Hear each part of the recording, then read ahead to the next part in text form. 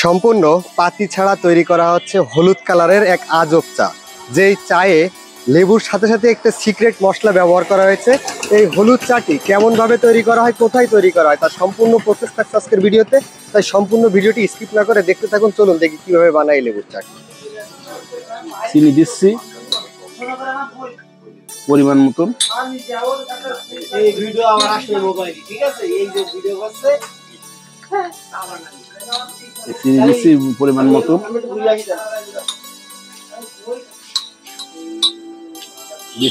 Bit লবণ দিচ্ছি,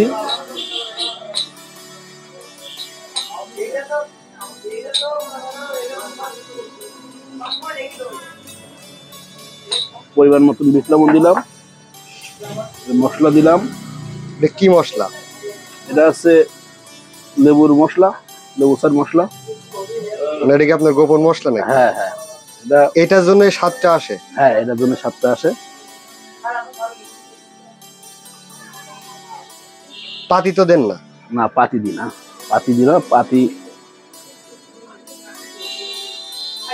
দিই না। এতে ইনশাল্লাহ এটা মশলা, এতে স্বাদটা আসবে সুন্দর।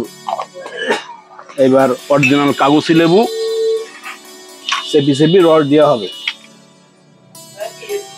এই ডাইরেক্ট লেবু রস দেওয়া হচ্ছে চেপি।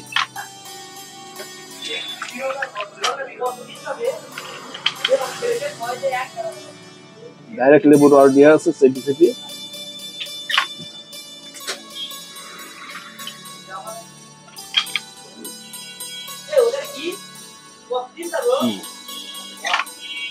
কালার তো মনে হচ্ছে হলুদ আসবে নাকি? হ্যাঁ, কালার একদম হলুদ হবে।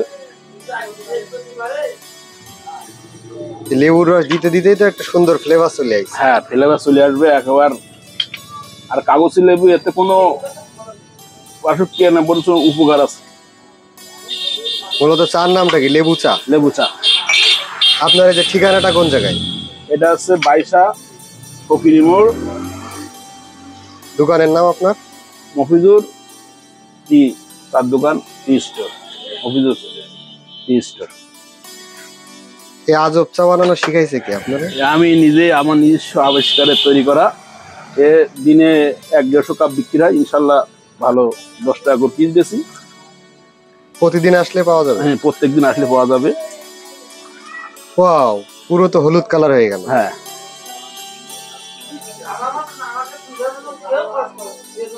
তা খাইলে ইনশাল্লাহ। এবার এই মেশিন দিয়ে ঘুটি দেওয়া হবে।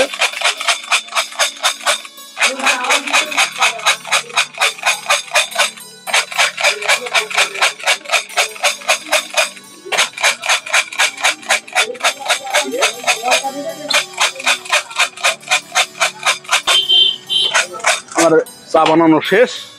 এবার আপনারা নেন। কেমন লাগছে চা? তোমার কেমন লাগছে?